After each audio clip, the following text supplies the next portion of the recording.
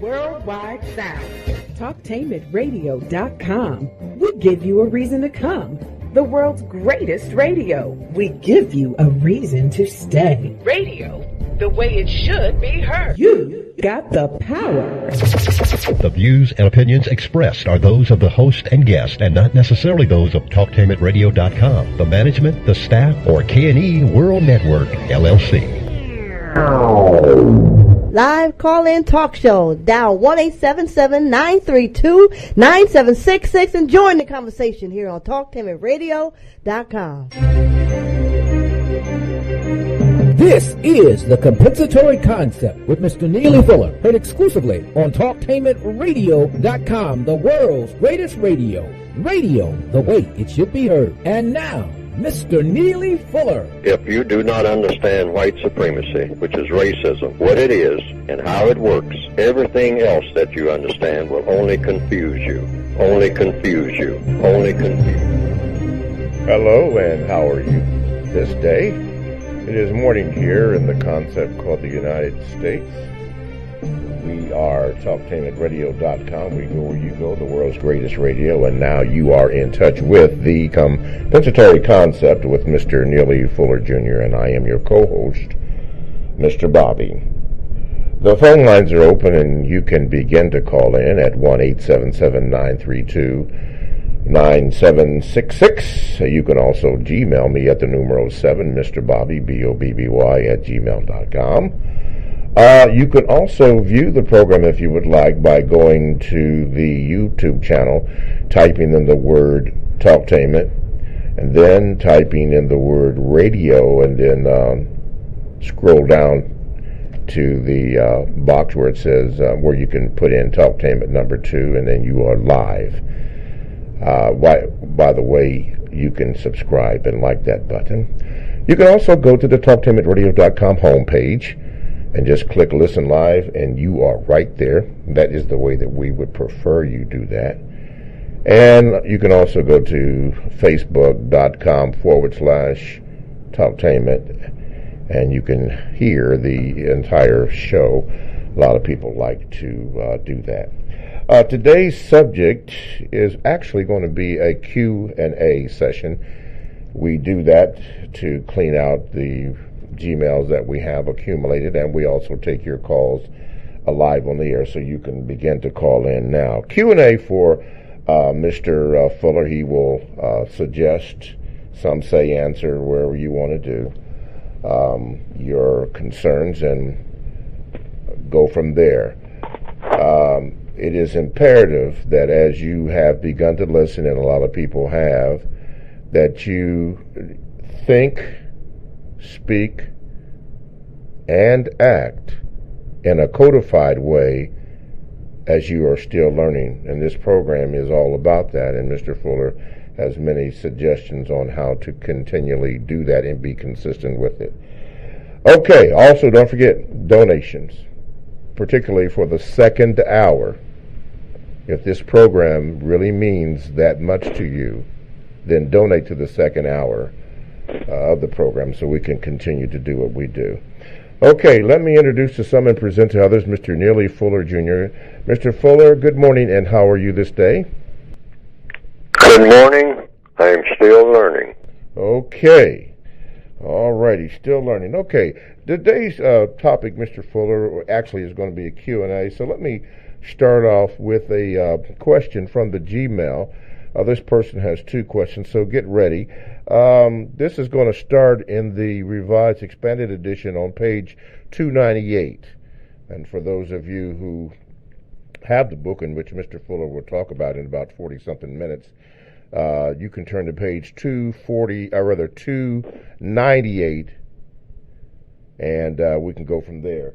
Oh, wait a minute. Well, let me take this phone call first. Caller, you are on with Mr. Fuller. What is your question?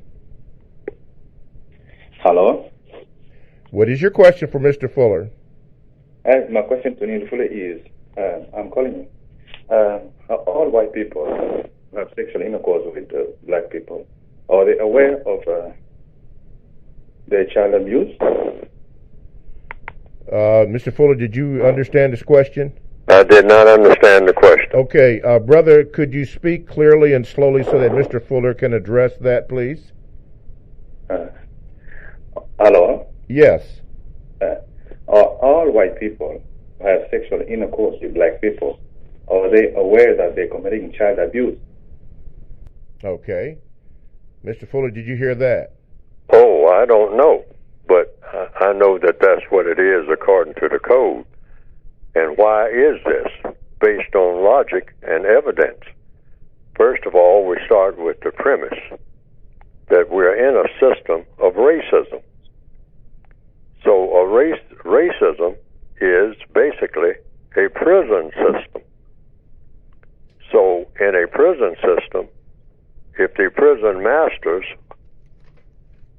particularly if it's an illegitimate prison, like a concentration camp or an internment camp during war, and that's what the world has been made of since the establishment of the system of white supremacy, presumably, using logic, and the system of white supremacy itself is a labor camp, concentration camp, internment camp, at war, prison system, then it is logical that if people are put into a prison, the prison has inmates, and that's the people that are put into the prison by force, and the prison masters have put them there by force. Then if the prison masters are in a category of people who then have sexual intercourse with the people who are the convicted people, the prison inmates, the people who are in the internment camps, in that system, the prison system, the prison masters, if they have sexual intercourse with any of the prisoners, that is child abuse because the prisoners are in the position of being children. They're completely helpless, and they're being taken advantage of. So prison masters are not supposed to have sexual intercourse with the inmates because that is child abuse in function. Because people who are inmates of any prison have been put in a childlike position. It doesn't make any difference about the age of the person, how long they have been in the universe. It has to do with the position that you have. If you're in a childlike position, and victims of racism are in a childlike position, meaning what? By childlike, they are completely dependent on the people who are masters over them. And if those are illegitimate masters in an illegitimate prison that never should have existed in the first place, and they're treated in a harsh manner by being there, that's just being there itself is harsh. If the prison itself is illegitimate, which the system of racism is an illegitimate prison for the non-white people of the entire planet. So that's the answer. The answer is yes. It is child abuse, and that's the explanation, and I hope that you understand it, and if you don't, then you can ask me a further question in connection with that for clarification. Okay. So I want to find out if the person who is listening, see, just don't take that and run with it. Yes, it's child abuse because the victims of white supremacy are children. I'm a child. I'm a victim of white supremacy. That's how I identify myself. I'm more that than I am anything else. Why? Because I've been put in that position. That is my description. You try to give me any other description, nothing is more outstanding than that. I'm a person. I'm a male. I have a certain age. I have certain abilities. But victim of white supremacy is my major title.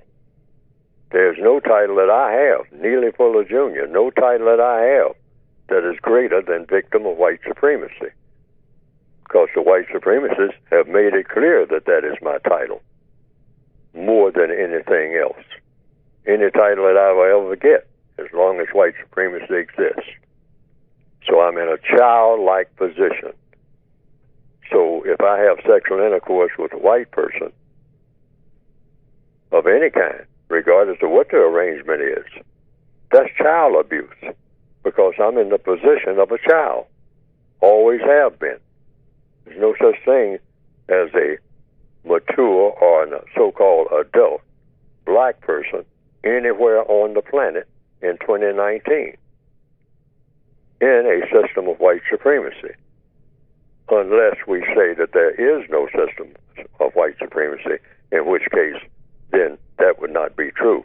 But I'm saying that it is true. It's either true or false. Mm-hmm. Either we have a system of white supremacy or we don't. Okay.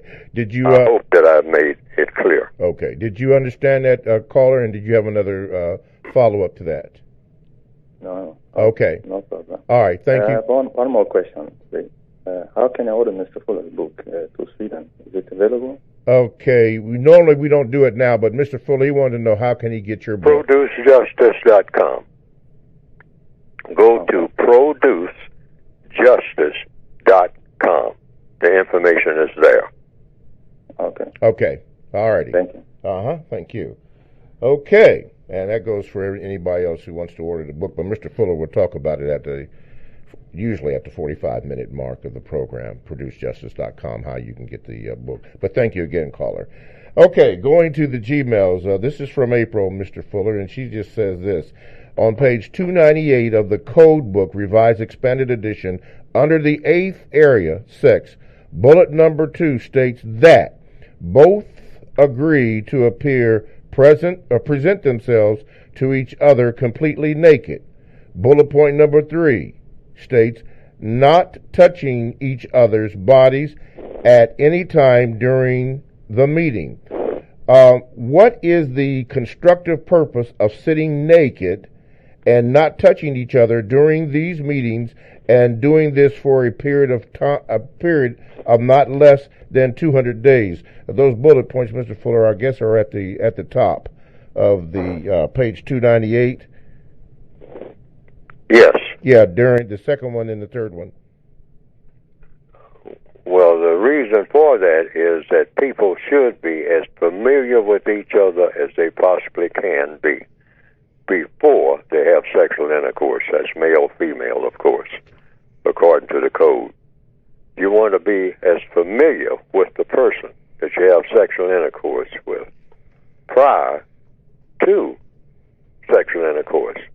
And familiarity means you have to be familiar with what they look like when they don't have their clothes on.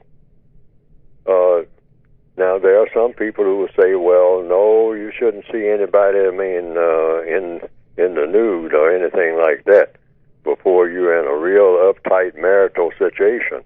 And that can be recognized and taken into account if people want to do that. But according to the code, it's not the best way. The code always tries to take the best way. You want to be absolute about everything, not about some things. You don't want to have to guess about nothing. That's codification. Codification is about eliminating guessing about anything in the universe. Don't guess about a snail. Don't guess about an eagle. Don't guess about an automobile. I mean, what's wrong with your car? Eliminate guessing. Codification is about no guessing at all. It's about knowing and understanding everything. Knowing and understanding everything in fine detail so that you don't have to wonder. There's no wonderment. Getting rid of wonder.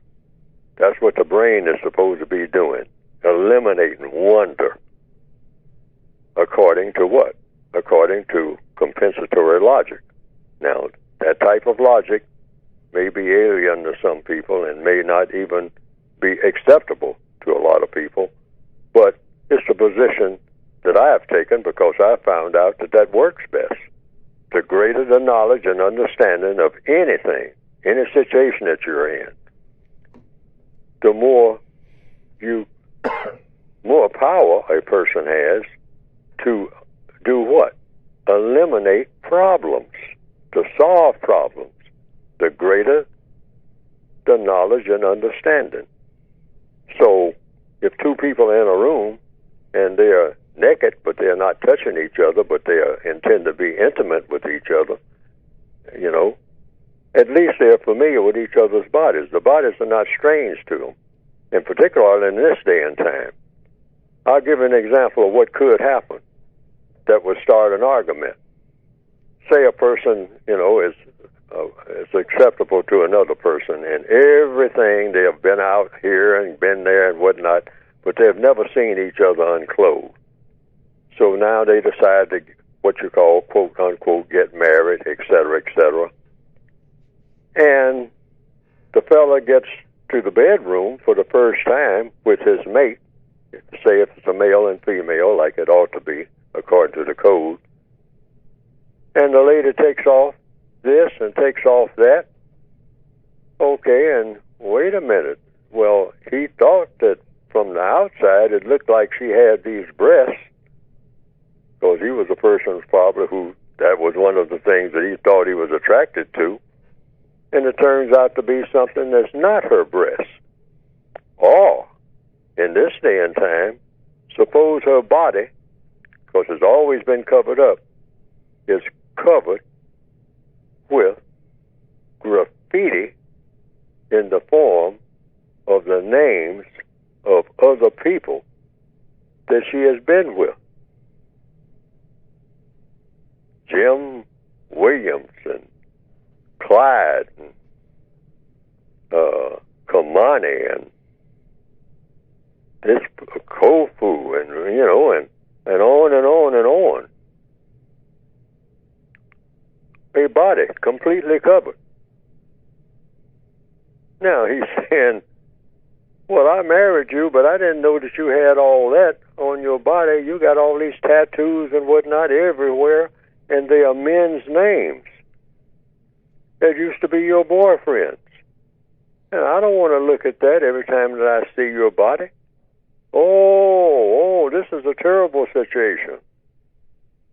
Now, that might be a kind of a far-fetched illustration, but I'm saying, the point that I'm making, familiarization with everything about a person is supposed to be prior to the first act of sexual intercourse. Okay. In other words, you know what you got. Okay. You don't have to do no guessing about nothing.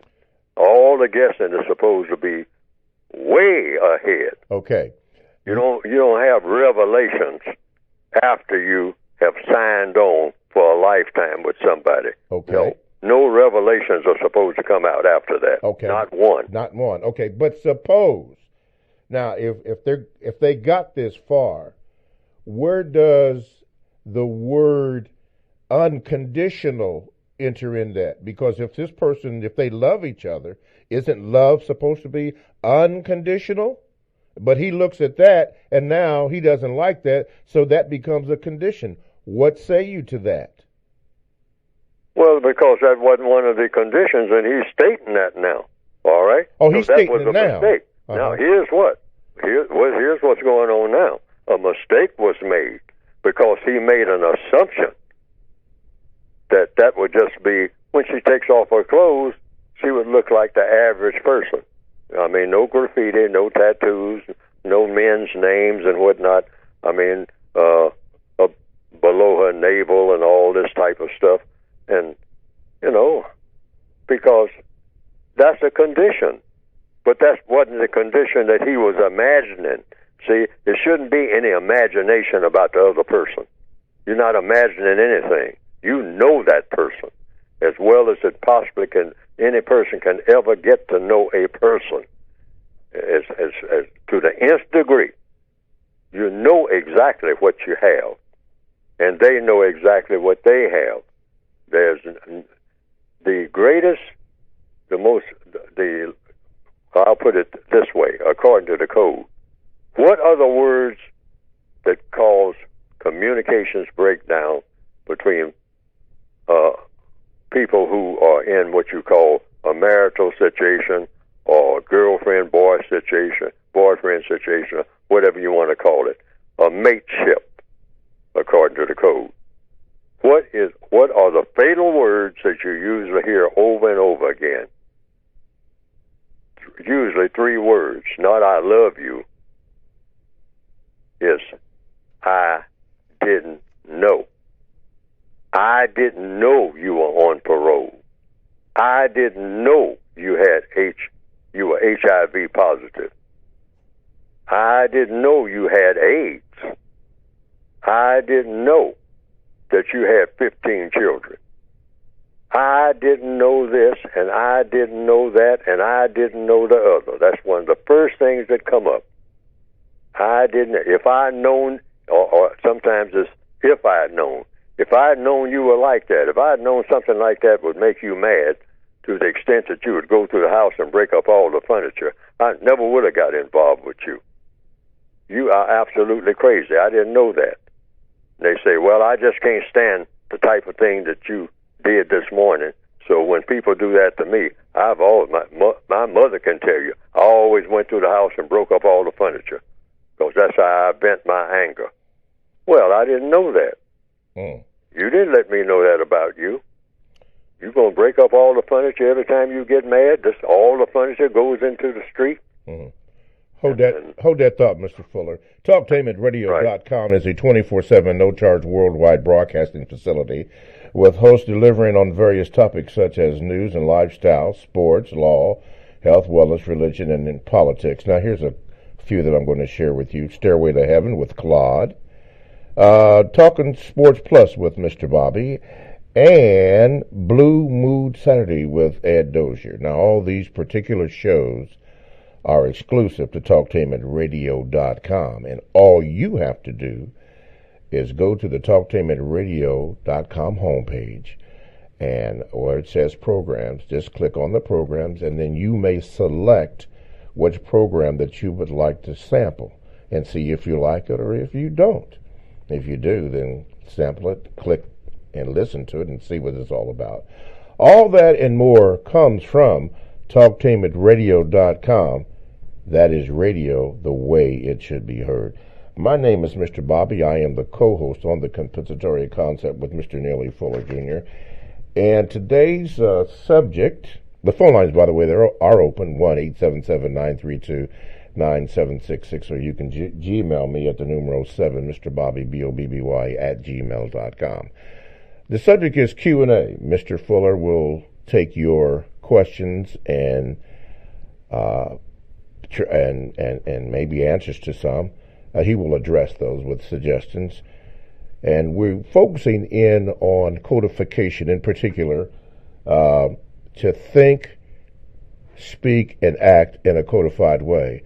And Mr. Fuller, you were speaking about somebody saying, well, I didn't know.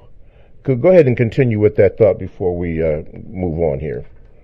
Yes, I didn't know. Lack of knowledge and understanding is never a healthy thing according to compensatory counter-racist logic, or compensatory logic, period. Universal logic. Knowledge and understanding is something that people should have about everything. If you know and understand your environment, you walk into, you're dropped off from an airplane into a forest, and you know all the different trees. You know which trees have the leaves on them where you can get fruit and eat. And you know the ones, those plants over there on the other side of the river, you know the ones that are poisonous. Mm-hmm. That if you, or you know the ones that if you touch, you will break out in hives or something. I mean, you start getting skin diseases and whatnot if you touch this type of leaf, because it does that. It has that effect on the skin. The more you know, the better. Okay. That's in any situation. Lack of knowledge and understanding is a plague of the entire universe. This is why people are told, you must go to school. You have to learn something. All right. in order to function in this society. And we're going to make it mandatory that you go to school. Otherwise, you're going to make a problem for everybody after you make problems for yourself. All right. Let's take a phone call. Caller, you're on with Mr. Fuller. Go ahead, please. Yes. Good morning, gentlemen. I wanted to go into the book, the original version I have, the United Independent Compensatory Code System, and by Mr. Fuller. Am I on? Yeah, you're on. Go ahead. Hey, Mr. Bobby. Hey, Mr. Fuller. What I wanted to ask was on page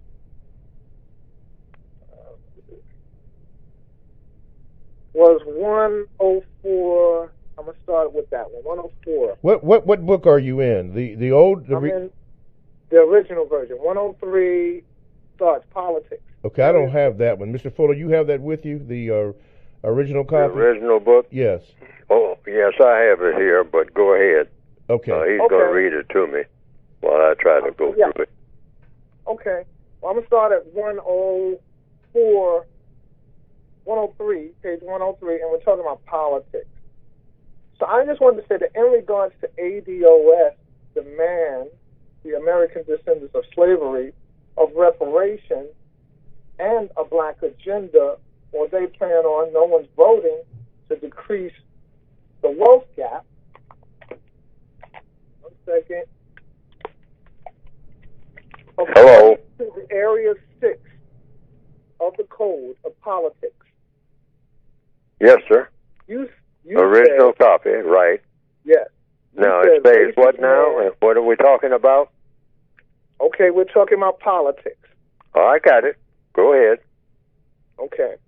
So you said that racist man and racist woman make certain non-whites depend on whites for all their needs in economics. I'm just summarizing. They discourage and prevent through speech and action true education that would produce justice and eliminate white supremacy. They entertain us and themselves by promoting abuse of non-whites.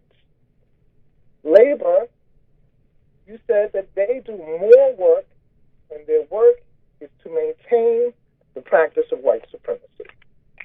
And in law, you said that they practice all law to maintain white supremacy. In politics, the racist men and racist women at no time speak or act in any way to eliminate the practice of white supremacy, and their actions promote confusion in non-white thought, speech, and actions in all things so that they can get or they can act as supreme leaders in religion or of sexual practices to make sure that non-white people are vulnerable at all times. So my question is, could these methods, back to ADOS, what they're asking for in reparations, could these methods and deceptive techniques that support white supremacy be so powerful without wealth? Could they be powerful without the wealth that they have? And could reparations help ADOS implement your two methods of resisting racism, forwardism and open, what is the airism, to fight white supremacy? Mr. Fuller? Yes, because of the wealth that they have. Now, what is the wealth that the white supremacists have? That would be the question. What makes a white supremacist wealthy? What makes a white supremacist wealthy is an ideology. And what is that ideology? The ideology of dominating and mistreating people of color. That is a wealthy ideology. Why? Because it produces wealth. Somebody thought up a system of someone looked out over the world, presumably someone who classified themselves as white, based on skin color, and a few of things associated with skin color, whatever that might be. And they said, you know what? What we need is to set up a royalist system. We need to try it. People that look like me. We can set up a royalist system, not based on hierarchy, based on ancient history and all like that, and who your grandparents were, and etc. We can set up a royalist system based on color. Now, we have always had kings and queens around for some time, all right, based on what we call blue blood, even though there's no such thing as blue blood, but we called it that, all right? But they said, we can set it up on skin color. And I guess, see, I wasn't there. I don't even know how it got started or when, but presumably it got started because we got it. And somebody said, well, what do you mean by skin color? Well, the color of somebody's skin. If the skin is dark, or if it's very dark, or if it's what you call black or dark brown, and then anything that's got color in it, I mean, we call it skin on a person, that person would be in a category that's not royal. Okay, what do you mean by not royal? Well, that person will mean that will be a person, but the person is not entitled to anything except to be dominated and mistreated by people who are royal. Oh, okay. So who would these people be? Well, it would be people that we would call white people. So it would be white people and non-white people. That would be the major categories. And the white people would be white supremacists. We would be supreme over everybody who is non-royal. And the non-royal people will be everybody who has color in his or her skin. And so they came up with that idea, according to all the evidence. Somebody did. I don't know when. That's been argumentative about that.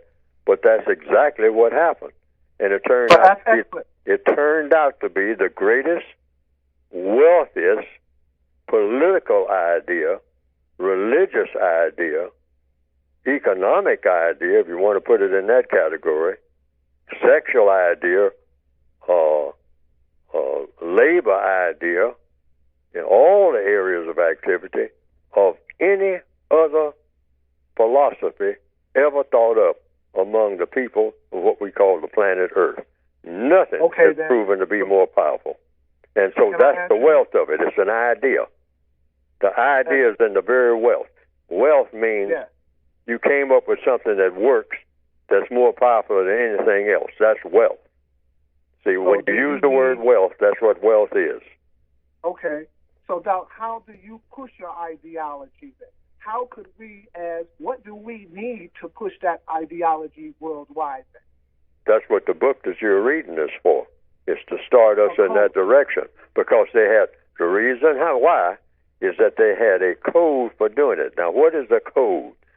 A code is how you think, how you speak, and how you act in all areas of activity.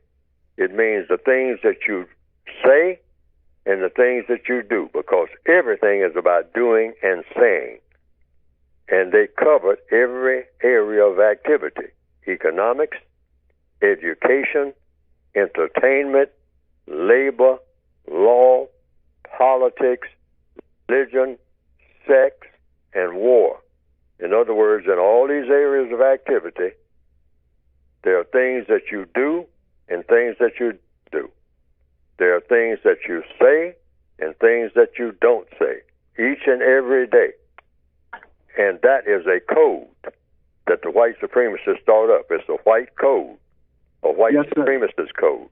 Now, the question was, I want to be focused now. Yes. The question was, how do you counteract that? You have to have a counter code. That's where the logic is. The victims of racism, white supremacy, have never had a code. We've just had a whole bunch of philosophies and whatnot that are abstract, but not the details of what you do and what you don't do. As an individual every day, it's got to be something that's tailored to the individual. What you do and what you don't do. What you say and what you don't say. We've never even attempted to come up with a code.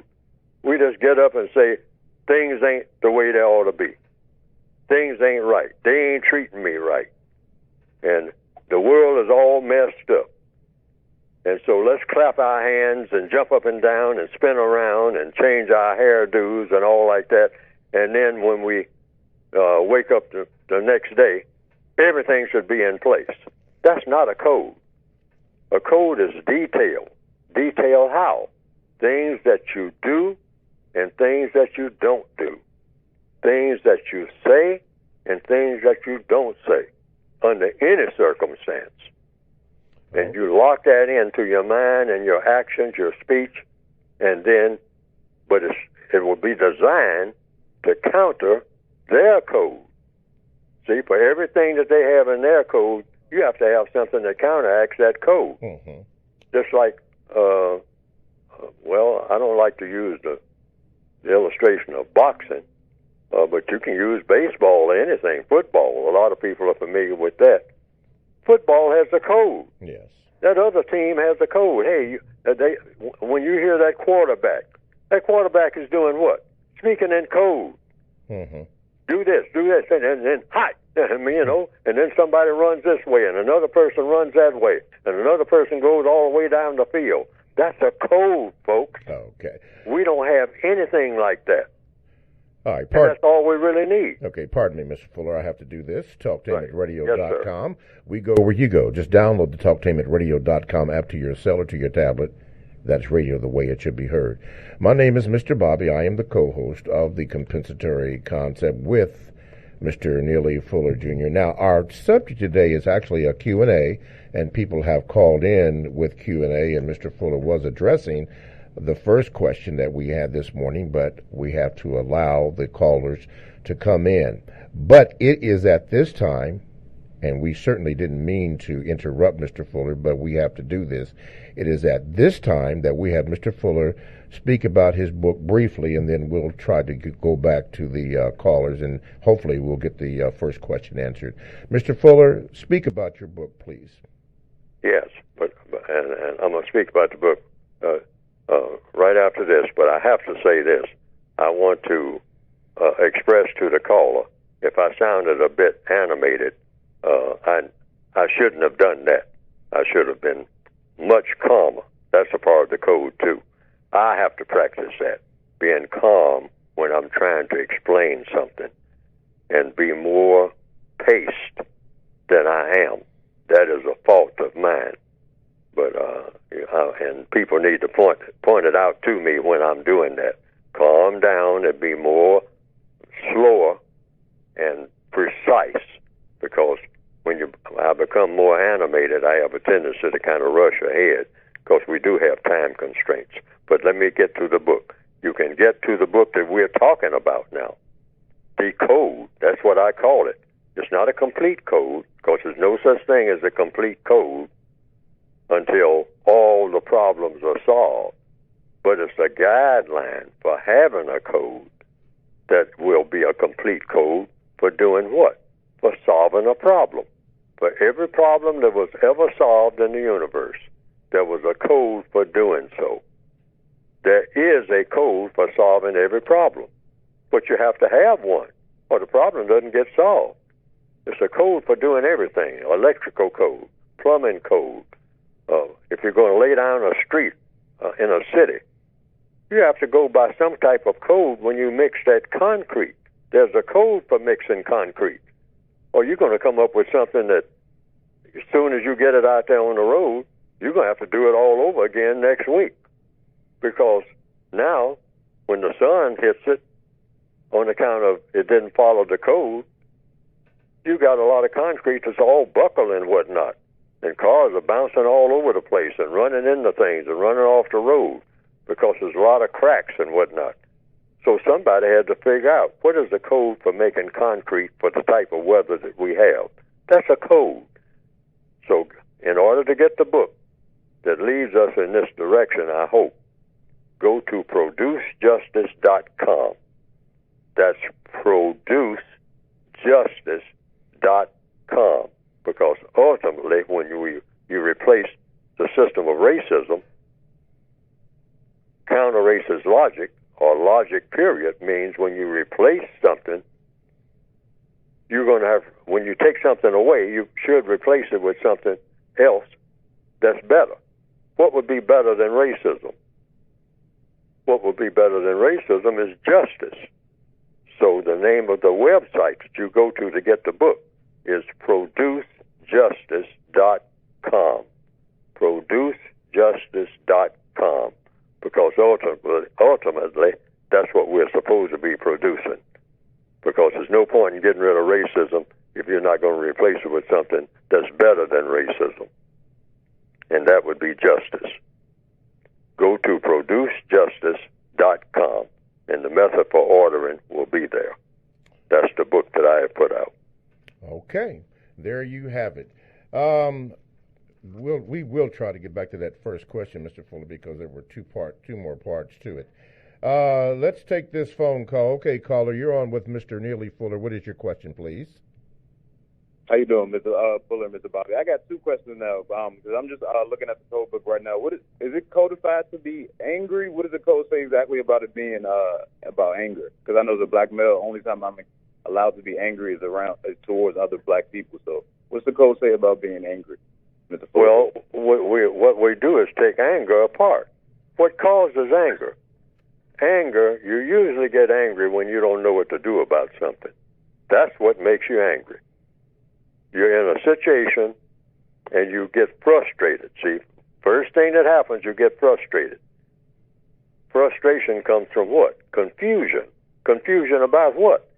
About it's a situation you ran into and all of a sudden you don't know what to do about it right away to go about taking care of that situation in the best possible manner that can be done. In other words, for every situation, for every poison, there is an antidote. So if you don't have the antidote to a poison, you get frustrated, and then you get confused. And confusion brings about anger. All right? That's where you're going with it. When you see anybody angry, they are confused. Confused about what? About the best way of going about resolving whatever's going on. If you ever notice that a calm person that walks up into a situation where everybody's screaming and yelling and running around in circles, the person who is calm is usually the person that knows the solution to the problem.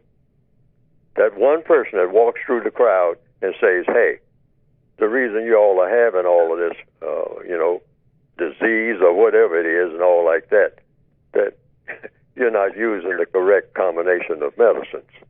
Now here, I'm going to mix this with this and mix that with that. I want everybody to take a drink of it, and then your headaches will be gone, because everybody here has got a headache. You said something is wrong, and everybody here is angry, and everybody here is confused and whatnot. But you didn't mix the correct concoction together. I knew what the deal was. I made the correct diagnosis. That's why I didn't come in here mad and angry and running all over around the place in a circle like black people do all over the world, because we are angry and confused and frustrated about everything because we don't know the solution to anything. All right? We don't have a method or code for doing anything. The white supremacists have made us that way, and that is the answer. Thank you for that. Yeah. Information, correct information at the time that you need it will keep you from being angry every time. You will not be angry if you've got the correct information at the time that you need it, and you can act on that information and get the things done the way they ought to be done. You will never be angry. That's all. Information. Okay. Information. Thank you for that very precise What is your answer. second question, sir? My second question is on page 445 of the Revised Expanded Edition. Okay, 445. And that's where we have all the quotes. And Okay. it's the second line from the bottom. It says, "Be thankful to the Creator of you for every breath that we have ever received, and for every breath that you will ever receive. Each one has been a great gift." And the question is, why be thankful for every breath as a prisoner of war? And/or why is it a gift to be able to breathe in prison? That's like a chicken being able to breathe in a slaughterhouse, or a cow being able to breathe in a slaughterhouse. Why be thankful for every breath as a prisoner of war? The answer to that is, logically speaking, because the code says always follow the logic. If you're breathing, that means you are here, or wherever you are, you're breathing. That's the first thing you do when you come into the universe as a person. You're not really a person, they say, what they call a live person, because a dead person isn't really a person anyway, all right, once they're dead. But you, the first thing that happens when you come into the world is that doctor sees to it, if it's a doctor there, that you are breathing. So, when you breathe, you inhale. That's the first act of breathing. You inhale for the first time, then you exhale. Okay? And then you inhale and you exhale, and you continue to do that. It's called breathing. And as long as you are breathing, you should keep in mind, whenever your breath starts working on your mind and telling you something about you have a mind or that you're here. Because when you're breathing, that first breath that you take, you don't even know that you're here because your mind is not working on the first breath. But you become aware that you are something that is here and that you are breathing. Now, you didn't do any of this yourself. So therefore, your obligation is to use every breath that you take, that inhaling and that exhaling, to pay for that first breath that you took. Because you're breathing all day long. I don't know how many breaths I have taken, inhale and exhale, even as I speak now. I mean, by the millions. I don't know. I couldn't give you a figure. I mean, but I've done nothing to earn that. I didn't even know I was breathing. I didn't even know what breath was when I first came into the world. I don't remember it anyway. All right? Even if I did know it, I don't remember it now. I don't remember the day that I was born. Somebody told me what day I was born and when and under what circumstances. I don't remember any of that. But presumably, I did breathe, something called breathing. Now, I have to compensate whatever the source is that saw to it that I did that. The inventor of breathing. That's why when people ask me, according to the code, people ask me, well, what did your ancestors do, Fuller? I said, my ancestor invented breathing. And it don't get no better than that. And thinking, too. My ancestor, breathing comes before thinking, all right? So I go right to the core. My ancestor invented breathing. So if the average person I say that to thinks of what? They say, well, are you talking about, you must be talking about God then. God invented breathing. I say, you can call it what you want to, but you asked me about my ancestor. And so my ancestor would be what you would call God. But whatever invented breathing is my ancestor. I don't go into this thing about building the pyramids and all this. I go right to right to what I know for a fact. And how do I know my ancestor invented breathing? Because I'm breathing. See, I got evidence that my ancestor invented breathing. Something had me breathing before I knew that I was breathing, which means I have an ancestor.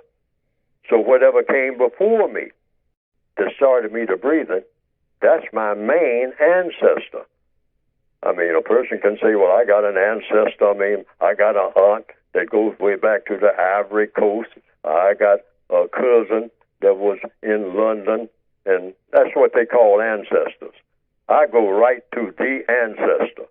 My ancestor invented breathing, and nothing gets better than breathing, because I don't know of anything that doesn't breathe, including plants, trees. They got to breathe.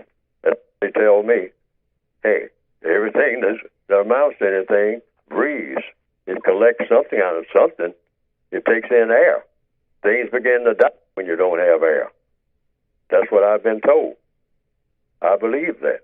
I see evidence of that. So that's what I go with. Okay. All right, my brother. Thank you, Mr. Fuller. Again, my name is Mansour Celestin, and to Talktainment Radio, I will be making a donation this week, too, so you can look forward to that. I encourage everyone, too, who values this information. All right. And take care. You guys have a good day. All right, thank you, brother. TalktainmentRadio.com, the world's greatest radio the way it should be heard. Stay tuned. Well, first of all, thanks for listening. Stay tuned for the second hour, the donate hour on the compensatory concept with Mr. Neely Fuller and co-host Mr. Bobby. All that and more coming up next.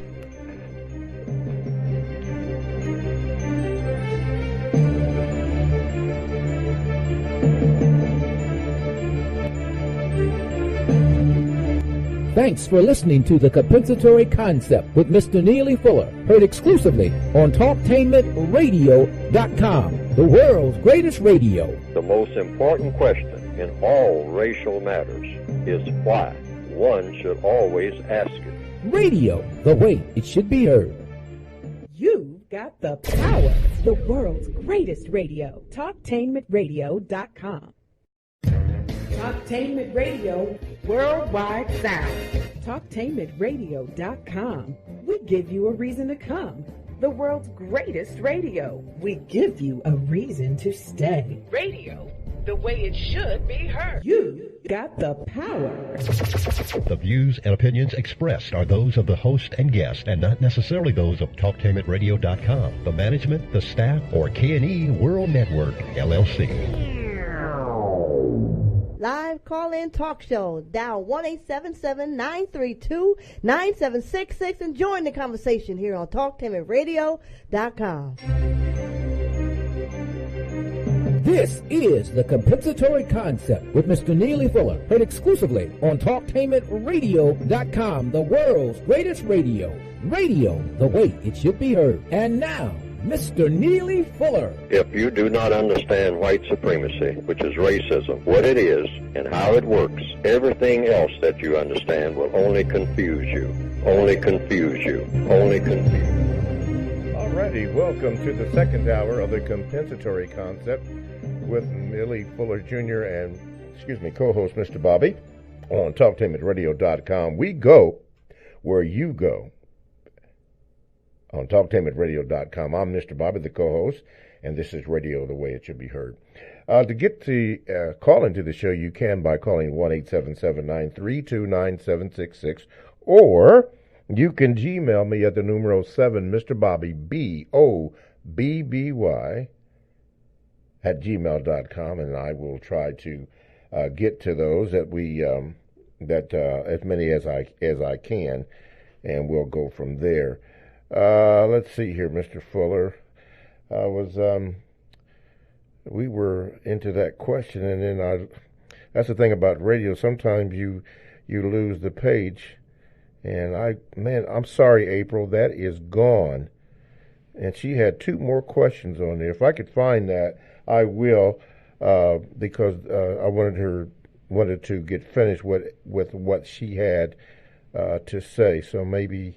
Hope I didn't erase that, Mr. Fuller, because that was... So in the meantime, I'll tell you what, we'll take this question and I'll try to find it. Caller, you are on with Mr. Fuller. Go ahead, please. Hi, this is Ernest calling again from Ferguson, and I'm still trying to recover with that information you gave me about our ancestors. Brilliant put. It blew my mind. But my question is, along the same lines, what is the code for eating? I know in the code book you said we should drink more water and eat less food. Does that mean we should be fasting, Mr. Fuller? Well, it just means drink more water and eat less food because somebody told me, now I don't even know if it's true or not, but I'm spinning the roulette wheel on that one because it may not be. Water might be a type of food. It depends on what you want to mean by food. That's what I mean by words. It can be tricky. But I understand that people are made up mostly of water because the entire world is made up mostly of water. So, and people say that one of the healthiest type of flesh that you can eat, if you're going to be a flesh eater, it's best to eat what? Something that comes out of water. something that stays in water most of the time. And what would that be? Some type of fish. They say fish is better than what you call a land animal. That fish for the body of a person is better than what we call meats, like animals, like buffalo, say, or cow. That's beef. These are what you call land animals. They are not known too much to go into water. There are some, buffalo and whatnot, and some type of cows and whatnot. They go into the water a lot, but they don't really. That's not their usual habitat. They spend a lot of time in the water. Elephants like water. Elephants, everything likes water that has breath in it and whatnot, that moves around. You like water. But people have been given a lot of poison water, and the white supremacists definitely have poisoned just about everything that looks like water. I mean, say that soda pop, whiskey, and anything that looks like water or has a watery substance, I mean, drink that, but don't drink water, all right? But everything that drinks water, elephants take in a lot of water. And look at an elephant, hippopotamus, the hippopotamus, from what I've seen, they like water. They like to get right into it, and just roll around in it. Muddy water, but water, and swim around in it. Even the animals that look like they can't swim, but they can. and so they're in water.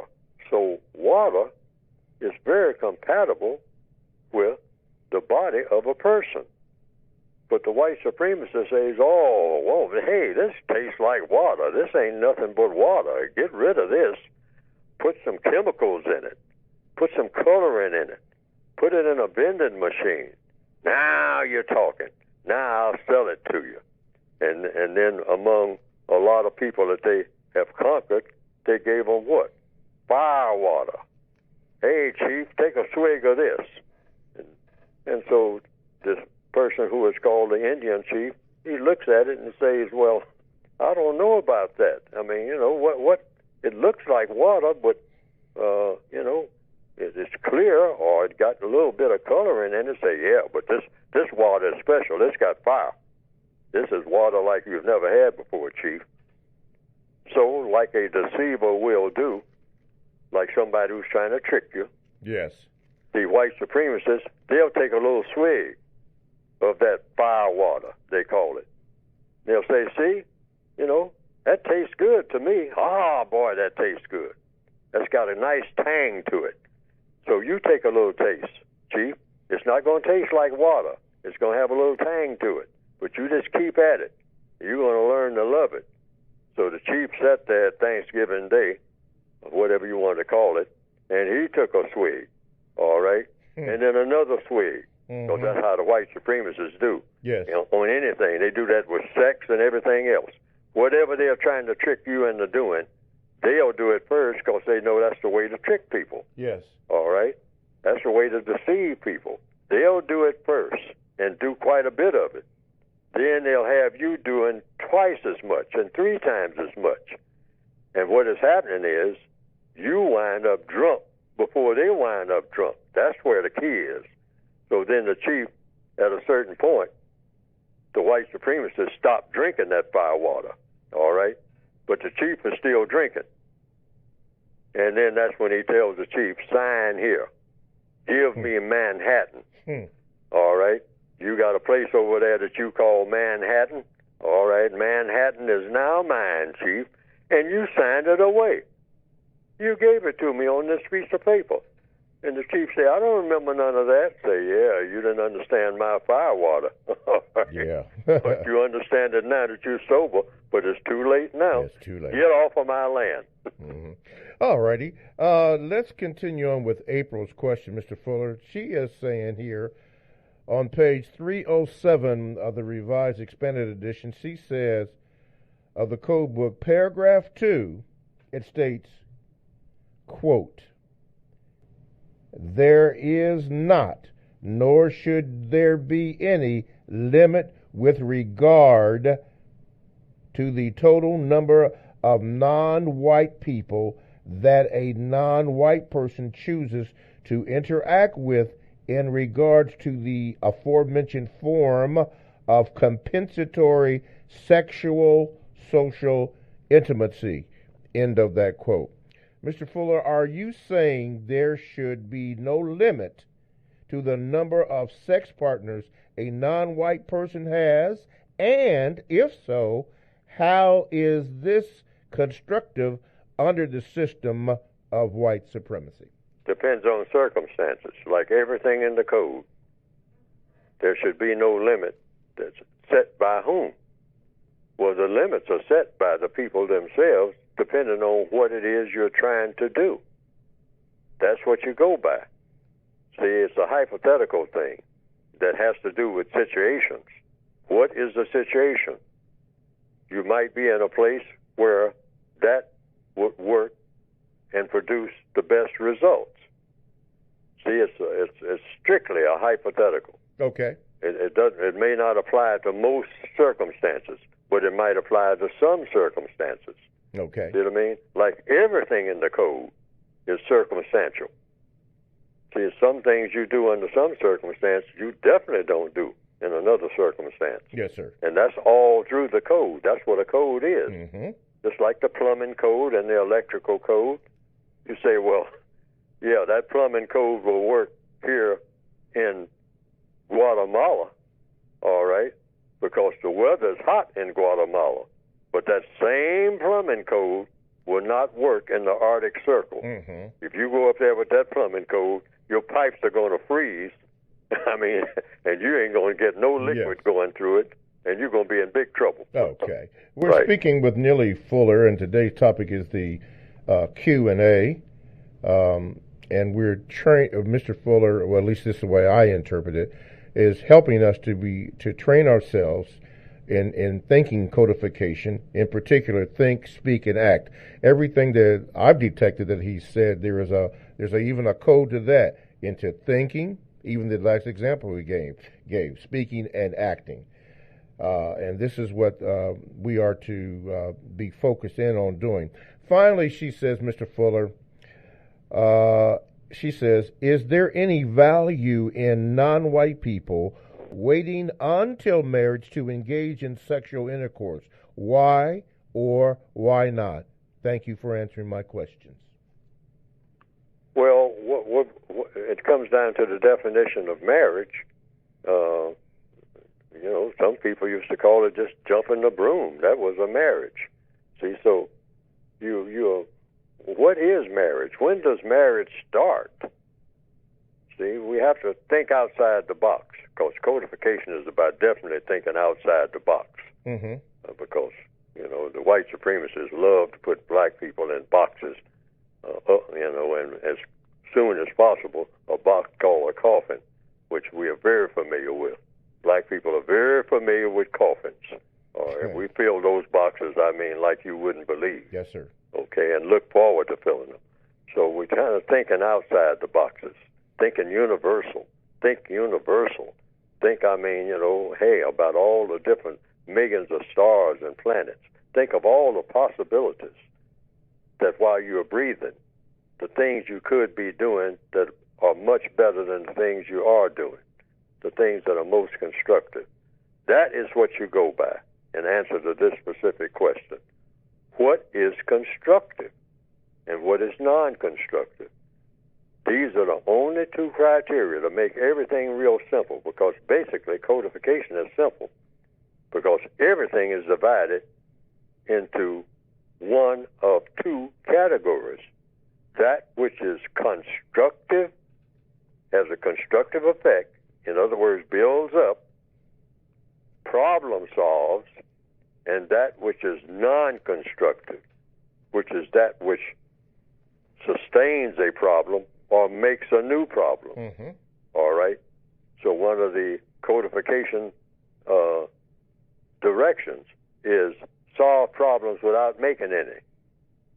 So anytime you do anything constructive or in a constructive manner that produces a constructive result, regardless of what people are used to doing, If it produces a constructive result, go with it.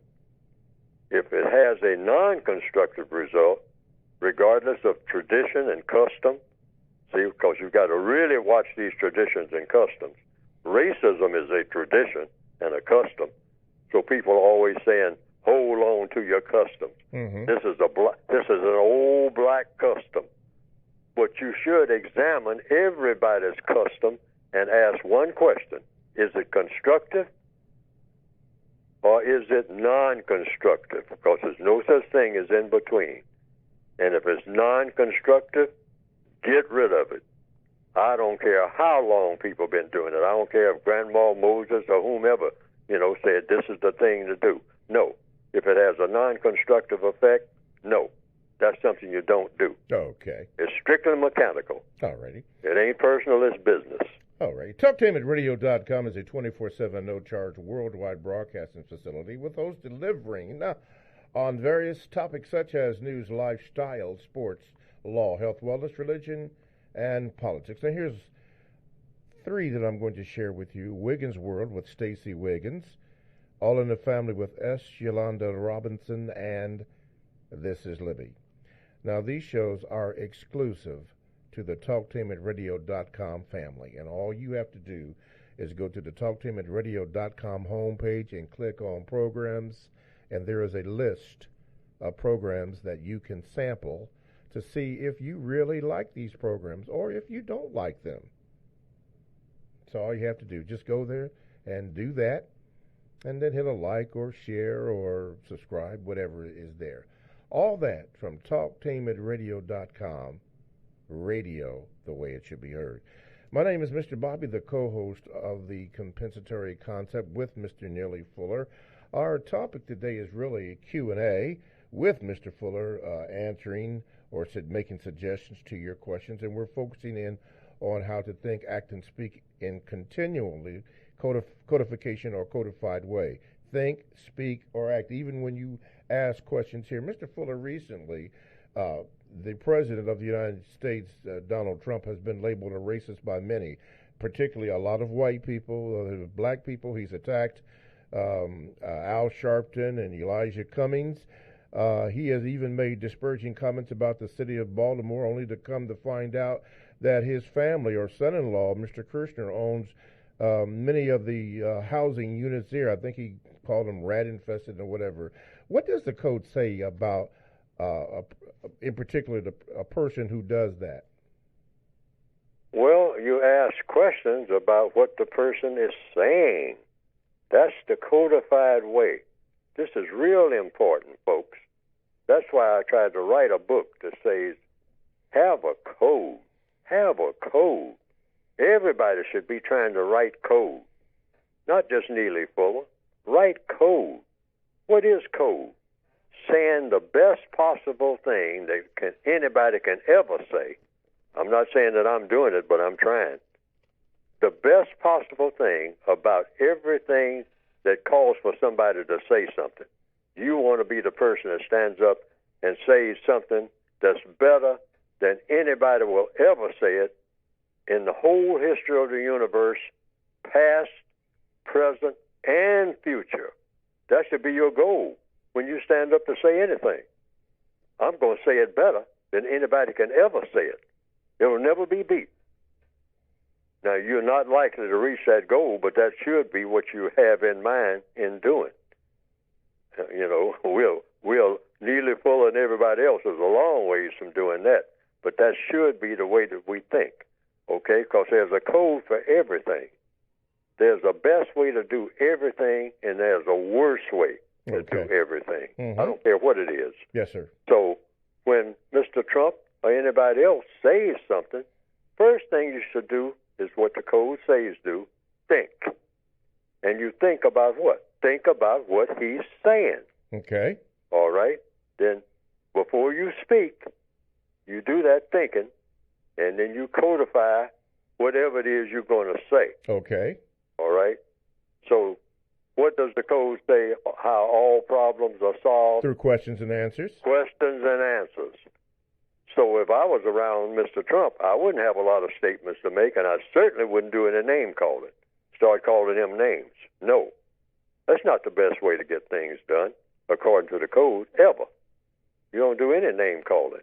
What you do is ask questions about what is being said. Just like on this program, this is about questions and answers. Questions and answers. This is the way you get things done. So whatever Mr. Trump was saying, if he said rat-infested, rodent, you just write down what he said. Like I have it right here before me. I see the word rodent written. So what did I do? I did this morning, folks. I'm saying this on air. This is what I did this morning. I looked up, since that was a word that was reported that somebody used. I think it was Mr. Trump. He may have said it. He did say this. He said rodent? Yeah, he said it. I looked up rodent in a dictionary, not in my word guide because I don't have it in there. And I looked it up. It said squirrels, beavers, and rats. Now, beavers are a protected species in some places. Now, rats are not because there's so many of them. But here in Washington, D.C., we got another rodent right there in Lafayette Square Park that's been there as long as I've been in Washington, D.C., and that is what? Squirrels. Squirrels are rodents. People used to hunt squirrels and do what? Through the 1940s and 50s, I know for a fact, and the early 1960s, there were people who went out and hunted squirrels. And you know what they would do after they hunted them and found them and killed them? I believe they ate them. They ate squirrels. That's a rodent. Those squirrels like you see in the parks now, all right? But they are rodents. A rat is a rodent, and a squirrel is a rodent. And somebody told me a long time ago, in some parts of the world, rats are eaten by people. Okay? So, but getting back to just in front of the White House in Washington, D.C., Pennsylvania Avenue, there is a park right across the street that I have visited on many occasions, or passed through it, or passed by it, called Lafayette Square Park. And there are rodents that climb trees and run around and scamper around and look for something to eat and come up to people, I mean, boldly looking for people to give them something to eat, and they are called squirrels. So would you say from that, Mr. Trump or anybody else, Lafayette Square Park, Washington, D.C., a place where everybody comes to visit, is full of rodents? Because you got a park right across from the warehouse, the White House, that's always had rodents in it. I've seen them. I have seen them, folks. Now, I don't know if they ran them all off by now, since Mr. Trump has said that, but I think you might find some there this morning. But Mr. Fuller, here in 2019. Hello? But Mr. Fuller, he identified not Washington, but Baltimore. He didn't say nothing about Lafayette Park across the street from the White House. That's why I'm saying about questions. Okay. Since a rat is a rodent, yes, and a squirrel is a rodent, because yes, immediately, see, when you use words are important. Yes. What is a rodent? Okay. All right. Also, I've heard another term being used lately, human being. Just in the last, somebody said something about, Mr. Trump said something about human beings would not live in Baltimore or something. Am I getting that correct? It was something to that effect. Gotta get it correctly now. Yes, I can't. Something to that effect. I don't want to say anything that somebody didn't say. Okay. I mean, code says that is an absolute no-no. Yes. Don't ever say that somebody said something that they didn't say. Yes. All right. Continue. So you got to be careful. All right. But I understand that the term human being has been used by somebody. Okay. All right. All right. That human beings wouldn't live in Baltimore. Somebody said that or something. Or they implied that. Implied. Okay. Well, now, are you saying in a confine of a city? Now, this is a question. A whole city? That human beings And then, first of all, what is a human being? Now, I put it in the textbook. Human beings don't exist in a system of white supremacy. Now, am I telling the truth, or am I saying something that is false? Some would say because what is a human being? A human being is a person that a being in the form of a person that practices humanity or humaneness. Now, what is humanity or humaneness? It means, for one thing, you have to practice justice in order to be a human being. Correct. You can be a being, but you are not human or humane if you don't practice justice. Okay. See, that's what I mean by paying attention to detail. Now, what you're saying is correct, but Mr. Trump specified, and you're sticking with this. He specified a certain city, Baltimore, and made these remarks. You're using all these examples, which is good, but he was specific in his criticism of Baltimore and Elijah Cummings. I mean, there is no ifs, ands, and buts about it if you want to go by his words. These were words that came out of his mouth. But he was making accusations. Okay. So if a person makes an accusation, the first thing you want to know about this is the accusation true? Not who's saying it. So the accusation was that there is filth in Baltimore and that there are rodents in Baltimore. Well, what I did with my little illustration, there are rodents across the street. Now, I've seen them from the White House. Now, what does that say about the person that's in the White House? If they got rodents running all around for visitors to come and feed and look at and talk about how cute they are, I guess some of them run across the street, Pennsylvania Avenue, and run across the White House lawn. Now, what does that mean? When you have a person in the White House who's talking about rodent infested, but you got squirrels on the White House lawn.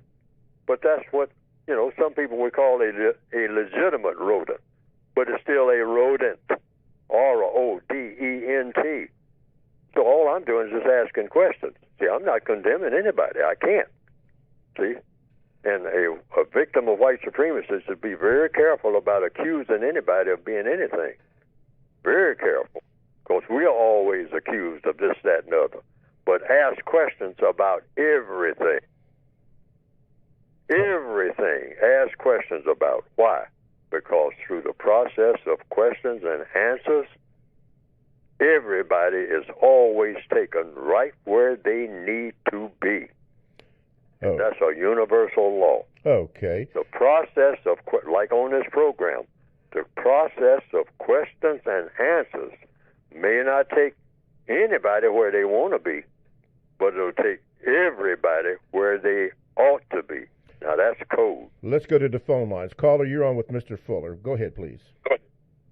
Yes, this is Ernest from Ferguson again. On question or page 408 of the code book, it says, if you rearrange the language, you also rearrange the way people think, speak, and act.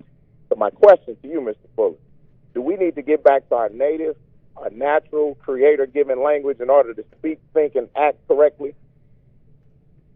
Well, I don't know what our native language is.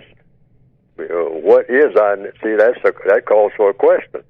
What is the native language of we, meaning I guess non-white people? What is the native language? What is language? I understand that there are thousands and thousands of languages all over the world. So, first of all, what is a language? And then second, we're talking about questions now. What is a native language? Because it's been my experience that all languages change constantly. In the English language, it certainly changes. Everybody who writes a hip-hop song can tell you that, because they do that. They change the language. People that write what we call hip-hop. At one time, there was no such thing as hip-hop. So hip-hop became a part of a language called the English language. This person would say, well, what is hip-hop? What is rap? They'd say, well, I've heard of people, beating a rap, meaning they've been accused of a crime and whatnot. But is there a new way of looking at the word rap? Okay, Mr. Fuller, this is from Jason. He said this: should white people have celebrations and or parties under the system of racism, white supremacy? No celebrations. I say don't celebrate, educate. Now, are you talking about white people or non-white people? He said, I believe he said white people. I just hit the... He said white people? Wait a minute, let me see if I can get it back. Let me see, okay. He said white people, that's what it is. He said what he said. He said, should white people have celebrations and or parties under the system of racism, white supremacy?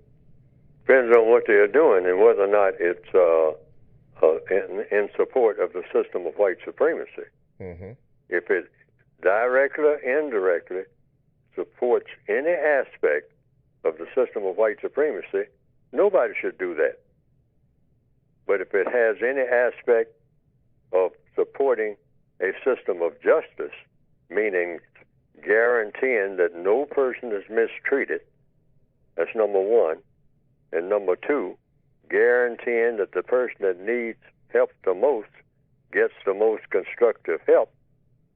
These are the only type of parties or celebrations, if you want to call them that anybody should be having anywhere on the planet.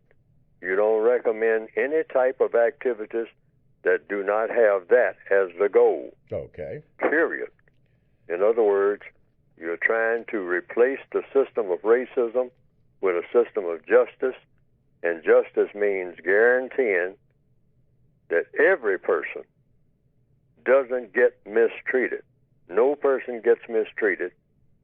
And number two, guaranteeing that the person that needs help the most gets the most constructive help. Now, you can call it a party, an educational ceremony, or a gathering, or people just getting together, or a church, or a temple, or a mosque, or a synagogue, or a picnic, whatever term you want to call it. Stand back and look at it and say, does this have anything to do with problem solving in the most constructive manner? Because every move, particularly that black people are involved in, non-white people, and you request of white people, you raise the question, anything that you see anybody doing, and you are told to make a comment about it, if you're going to make a comment, you put it in the form of a question. Is this going to have a constructive result, or is this going to have a non-constructive result? Because there's no such thing as in between. Okay. Any time of day or night, anywhere on the planet involving anybody, white or non-white, it's either going to produce something that's constructive or something that's non-constructive. Absolutely. Okay, let's go to the phone lines. Caller, you are with Mr. Fuller. Go ahead, please. Hello, Mr. Fuller. Hello.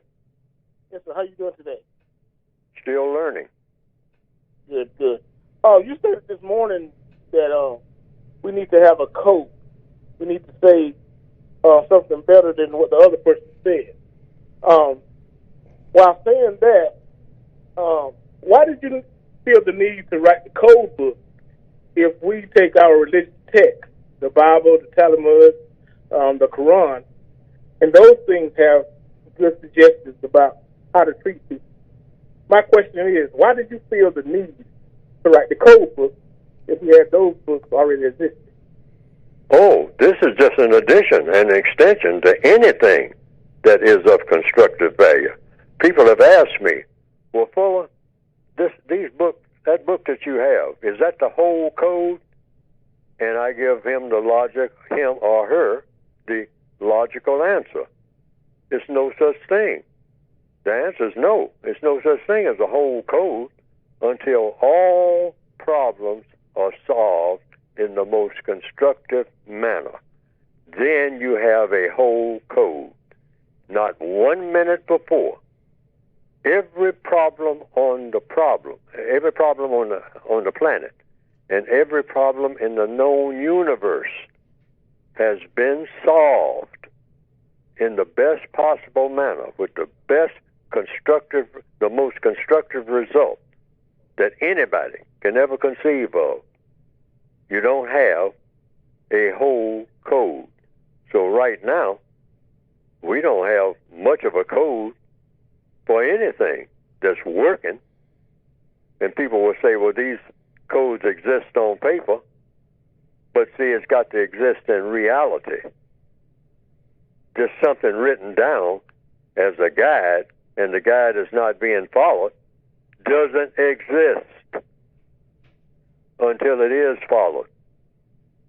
So it means absolutely nothing. It's just people going through motions. Well, I got the Bible, I got the Quran, I got the Talmud, I got all the religious writings, I got all the Hindu scriptures, I got all the Buddhist writings, I got everything that Confucius ever said. I got it on my shelf. All right. Is every problem solved in the most constructive manner in the entire universe as we know it? And if the answer is no, then you don't have nothing.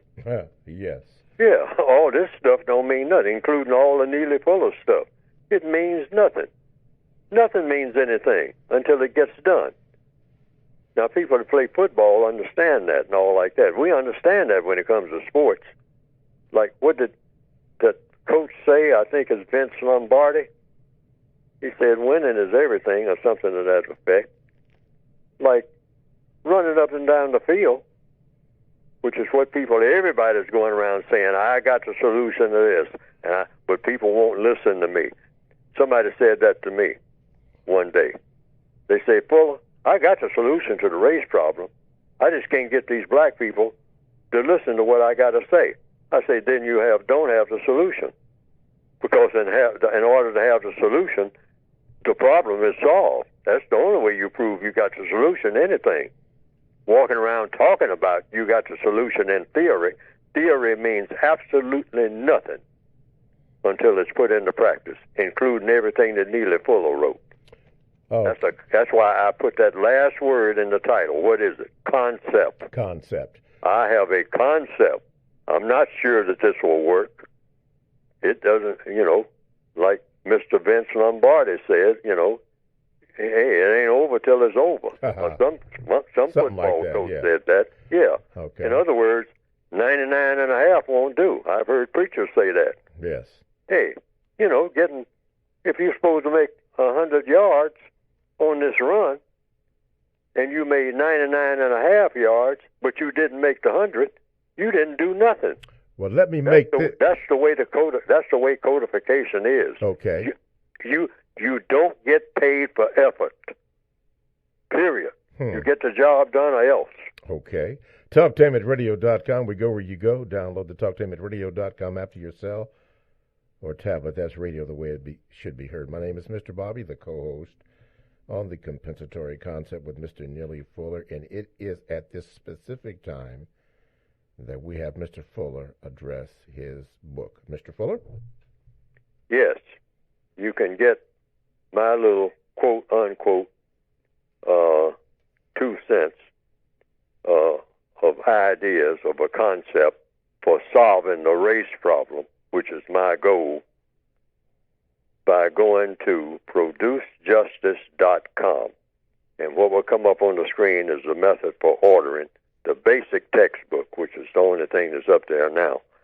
I'm trying to get the original back up there and the word guide that came out in 2010 Words are very important because that's what is in a book. Words.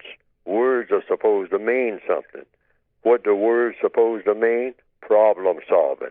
Every word, anytime you pick up a book and read words in a book, those words are supposed to help you to think about solving a problem one way or another, small or large, or that book shouldn't have even been written.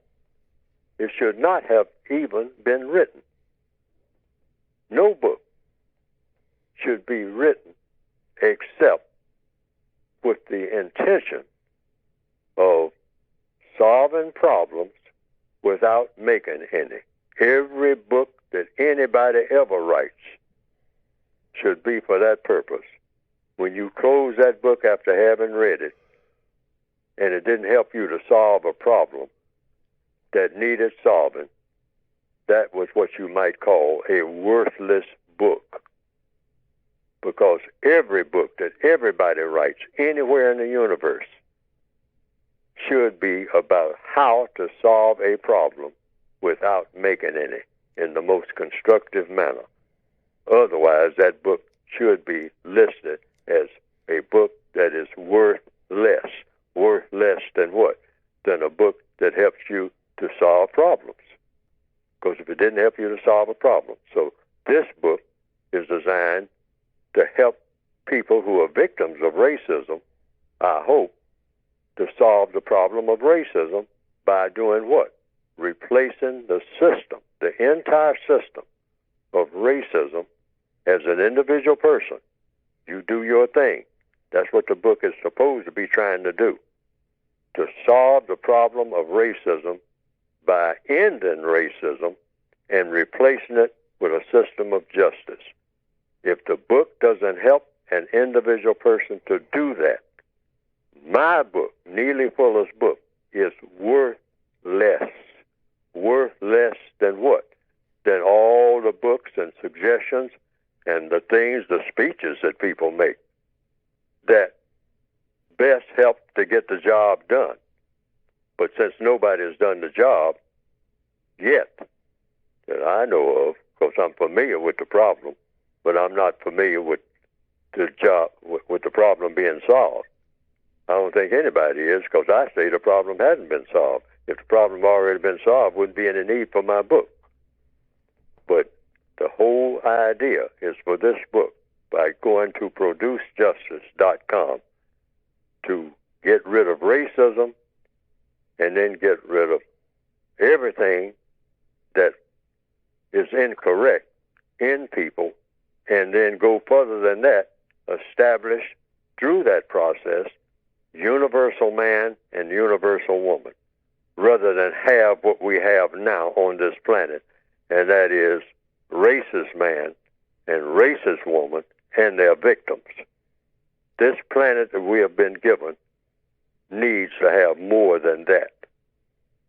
We need to show that we appreciate this planet that we have been given better than we have been shown that appreciation.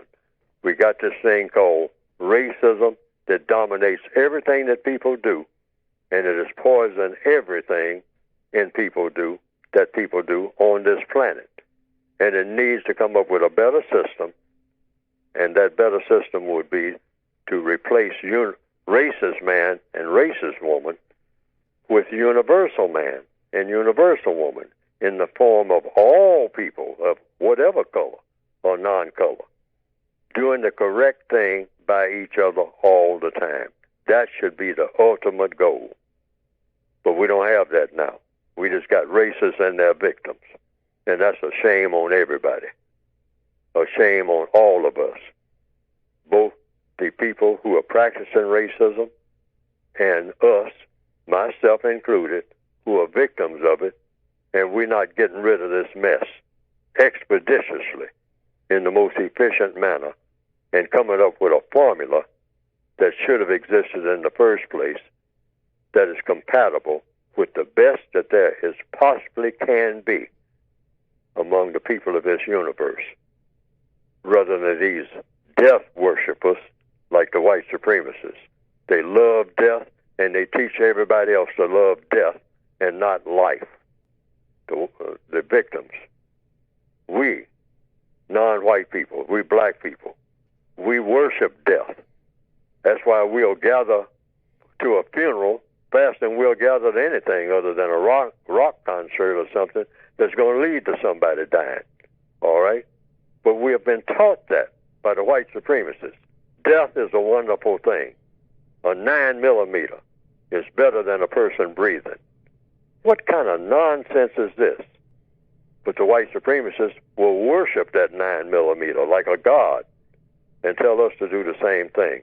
Excuse me for digressing, but that's what the book is all about. I hope I'm not digressing. I'm explaining what the book is all about. Getting rid of all this garbage and coming up with some food for humanity that will last forever. Universal man, universal woman. You can get it by going to producejustice.com. I hope it might be one or two things in there we can use to send us along this journey. Okay. Let's go to the phone lines. Caller, you're on with Mr. Fuller. Go ahead, please. Hi, can I be heard? Yes, can I be heard? Yes, sir. Okay. I have a question about a work-related issue. A store manager told me, he said, well, we really like you, but if you don't pick your pace up, then we might have to let you go. And so I know words are very tricky, but just going over that, them saying we like you, but if you don't pick up the pace, we might have to let you go. And I was hoping that you could help me to interpret that and to be able to respond in a codified manner.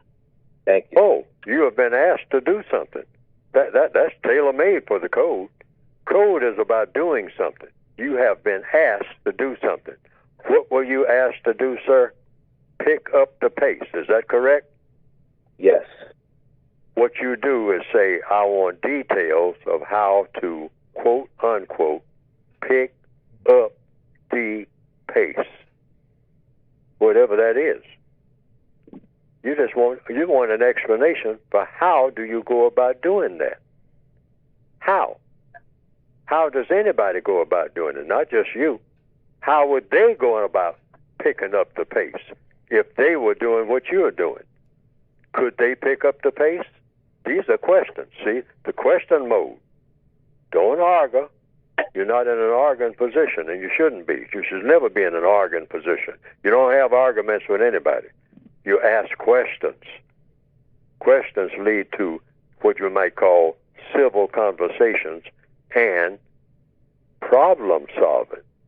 So the problem here is, apparently, there is something called a pace that you have not picked up. So how, ma'am, do I go about picking up the pace?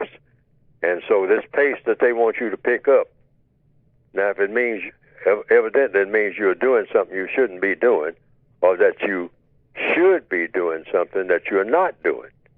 It's not two ways to go with it. You're doing something you shouldn't be doing, or you should be doing something that you're not doing. Then the question is, not them just telling you, because this is under labor in the code, because they'll tell you to pick up the pace, but you want to know how. And now, that's the next thing you want to know, is how. And the third thing, and here is the thing that's really important, you want somebody to demonstrate how that pace is picked up. This is extremely important for everybody who's listening to this program today, where jobs are concerned. You always want someone who knows how to pick up that pace, or whatever it is you're asked to do. You want it demonstrated exactly how it's done. the exact way that it's done. And then not only after it's demonstrated, you want to do it just the way that they told you to do it while they stand there and watch. And not only the way they told you to do it, but the way they demonstrated that it is done. So that they can say they did what? That's what you call due process. Due process means go about doing everything the correct way. That's what due process means. That's a constitutional requirement in the Northwestern Hemisphere. Due process, Fifth Amendment to a Constitution. So they show you, not just tell you, but they show you how it's done by having somebody do it. And now let's say if the person who they have do it has been doing it for 30 years, but they just started you to doing it this morning. Now a question comes up. That person that you just had do that, who's been doing it for 30 years, did they do it that way 30 years ago when they first did it? Did they pick up that pace? The first time they did it, they had that same pace they had 30 years later? And see if they'll lie or tell the truth. All right? That's why that demonstration is important. Yes, sir. Go ahead. Explanation. Thanks. I'll take that into account. Now, just that last part about we might have to let you go. How do you take that? How the last part about what? How the manager said we might have to let you go. How do you take that? Oh, you take that meaning they're going to fire you. Okay. That's what that sounds to me. I'm sorry, so I have to. That's why I say that you emphasize what it is they want you to do. Okay. See, because if you do what they want you to do, they don't have probable cause to fire you. I'm sorry, I have to cut it off. The music is on. Yes, sir. Call back next week, caller. I am so sorry, but the music is on. TalkTimeAtRadio.com, radio the way it should be heard. Thanks for listening, and we'll all see you next week. Sorry about that, caller.